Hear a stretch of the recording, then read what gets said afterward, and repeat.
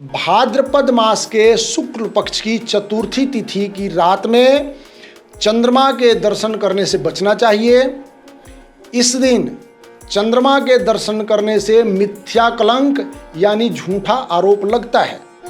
इसकी बहुत ही एक सुंदर कथा भागवत के अध्याय 56 में लिखा हुआ है, जिसमें भगवान श्री कृष्ण को समयंतक मणि की चोरी का आरोप लगा था।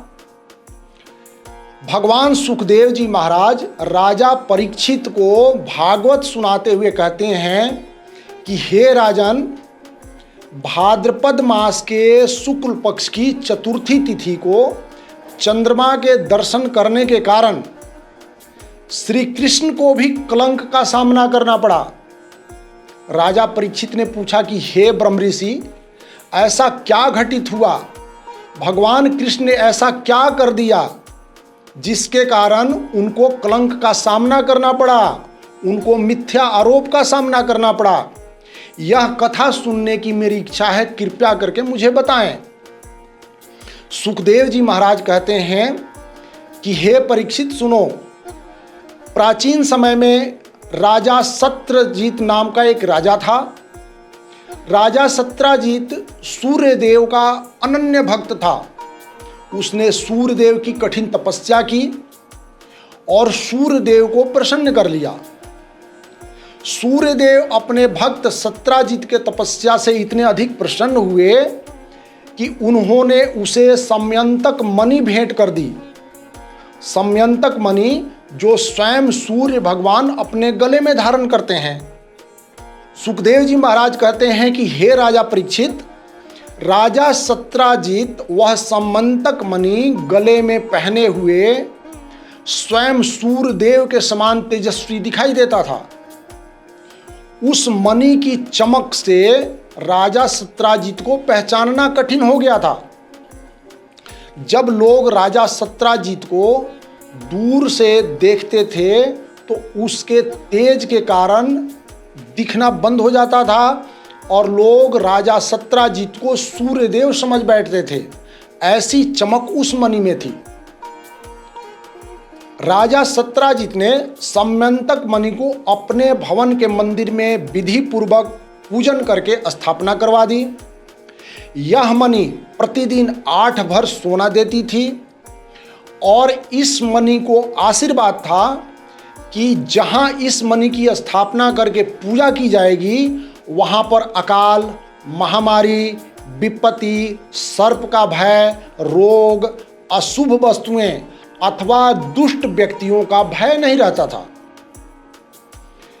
एक अवसर पर भगवान श्री कृष्ण ने राजा सत्रजीत से यह मणि यादवों के राजा उग्रसेन को उपहार स्वरूप भेंट करने के लिए अनुरोध किया, क्योंकि मणि में बहुत सारे ऐसे गुण थे जिससे प्रजा का कल्याण किया जा सकता था। लेकिन धन के लोभी होने के कारण राजा सत्रजीत ने मणि देने से मना कर दिया। समय का चक्र चला। कुछ दिनों के बाद राजा सत्रजीत का छोटा भाई प्रसेन उस अभूतपूर्व चमकने वाली मणि को गले में धारण करके घोड़े पर सवार हुआ और शिकार खेलने के लिए वन में चला गया। चलते चलते प्रसेन जब घने जंगल में गया तो उस मणि के चमक से आकर्षित होकर के एक सिंह ने प्रसेन के ऊपर हमला कर दिया और उस हमले में प्रसेन अपने घोड़े सहित मारा गया। उसके बाद उस सिंह ने प्रसेन के गले से उस मणि को निकाल करके अपनी गुफा की तरफ चल पड़ा। जब वह सिंह अपनी गुफा में प्रवेश करने ही वाला था, उसी समय उसी जंगल में रह रहे जामवंत ने उस मणि के चमक से आकर्षित होकर के उस सिंह के ऊपर हमला कर दिया और सिंह को मार डाला। सिंह को मारने के बाद जामवंत ने वह समयंतक मणि लेकर के अपने गुफा के तरफ चले गए और अपने छोटे बेटे को खेलने के लिए वह समयंतक मणि दे दी। उधर क्या घटना हुआ कि राजा सत्राजित अपने भाई को वापस आया न जान करके बहुत ही दुखी हुआ और उसको शंका हुई कि संभवतः मेरे भाई की हत्या श्री कृष्ण ने की है, क्योंकि श्री कृष्ण भगवान ने यह मणि मांगा था और मैंने उनको देने से इनकार कर दिया था। इसीलिए जब मेरा भाई अपने गले में समयंतक मणि को पहन करके जंगल में गया तो हो न हो श्री कृष्ण ने मेरे भाई की हत्या करके वह समयंतक मणि ले ली। इस प्रकार की बातों को सुन करके लोगों में विश्वास आ गया और यह अफवाह जंगल में आग के तरह फैल गई कि समयंतक मणि की चोरी श्री कृष्ण भगवान ने की है और ये झूठा कलंक श्री कृष्ण भगवान को लग गया। यह कलंक लगने के बाद श्री कृष्ण भगवान ने कुछ नागरिकों को अपने साथ लेकर के प्रसेन के घोड़े के पद चिन्हों का अनुसरण करते हुए जंगल में प्रवेश कर गए, जिससे प्रसेन और समयंतक मणि का पता लगाया जाए और उन पर लगी हुई अकलंक जो है उसको मिटाया जा सके। अब घने जंगल में चलते चलते लोगों ने देखा कि प्रसेन और उसका घोड़ा एक जगह मरा पड़ा है और वहां पर सिंह के पंजों के निशान बने हुए हैं।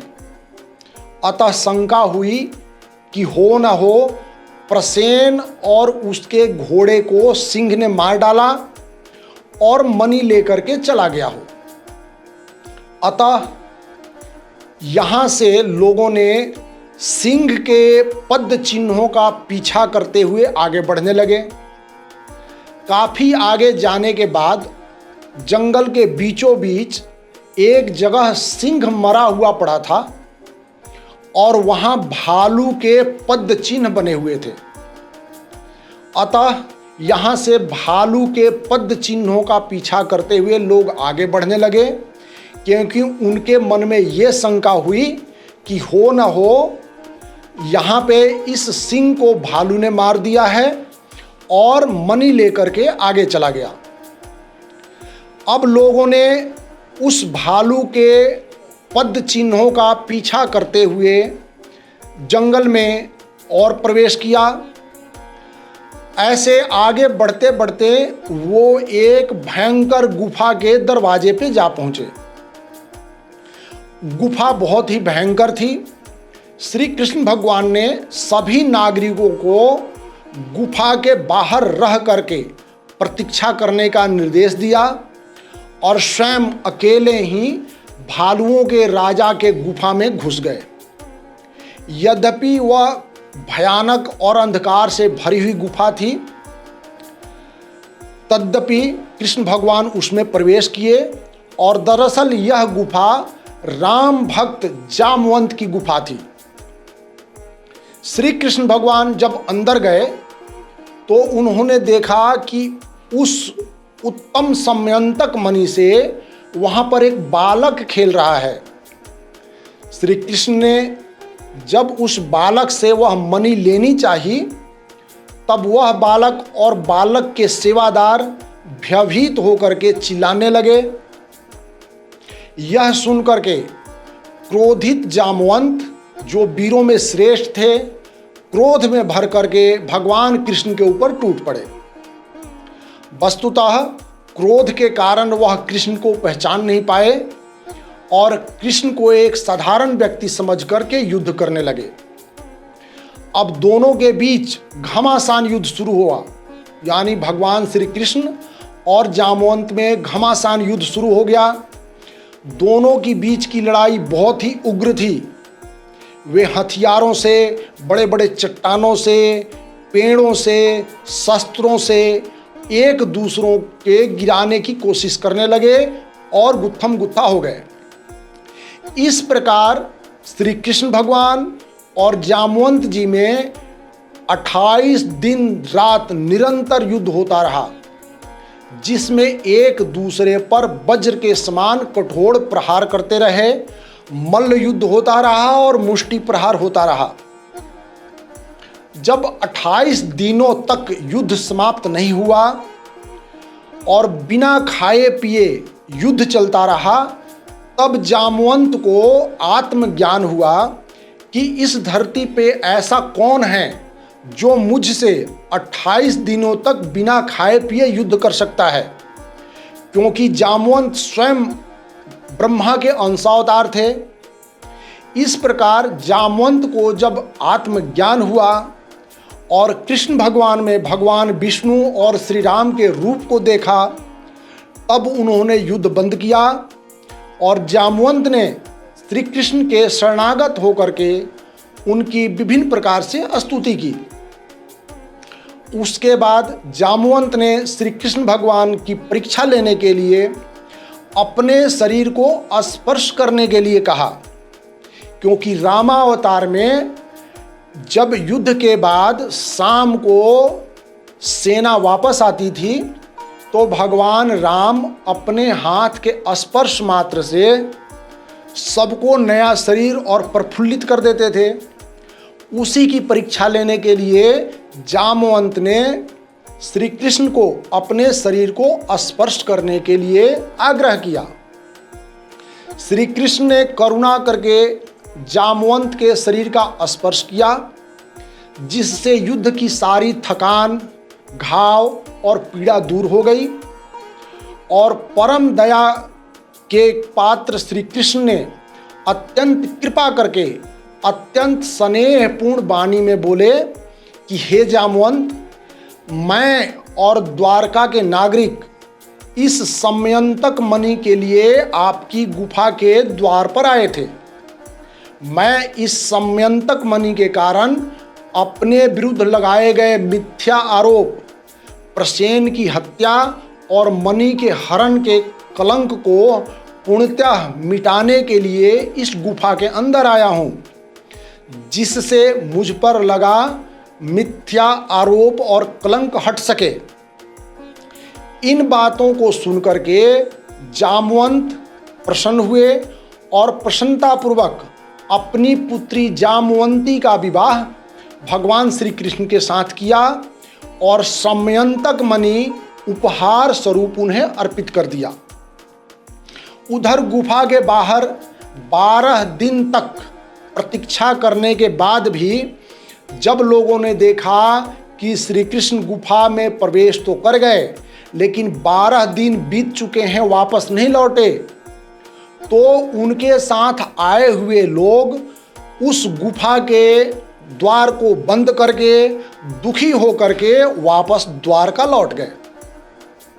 जब उन्होंने यह समाचार सुना, यानी द्वारका वासियों ने जब समाचार सुना कि कृष्ण 12 दिन से गुफा से बाहर नहीं निकले हैं, उनका कुछ अता पता नहीं है, तब चारों तरफ शोक फैल गया।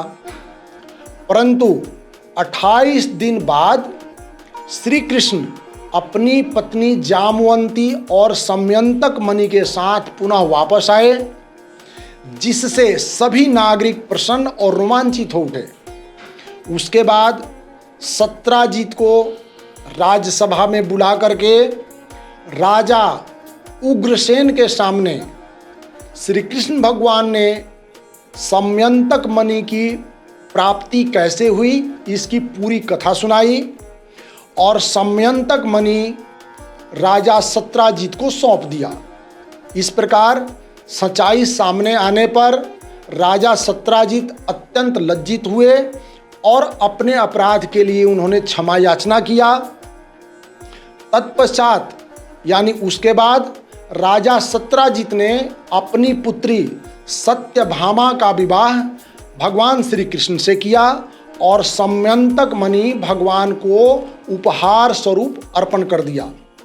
किंतु श्री कृष्ण ने समयंतक मणि स्वीकार नहीं किया और मणि को सत्राजित को अपने पास रखने का आदेश दिया। तो ये भागवतम के अध्याय 56 में श्री कृष्ण भगवान को साम्यंतक मणि की चोरी का प्रसंग, जो कि कलंकी चौथ के चंद्रमा देखने से लगा था, इसका वर्णन है। और ऐसी मान्यता है और लिखा हुआ है कि इस कथा को सुनने से और सुनाने से कलंकी चौथ का चंद्रमा देखने का दोष समाप्त हो जाता है। ओम नमः शिवाय। ओम नमः शिवाय।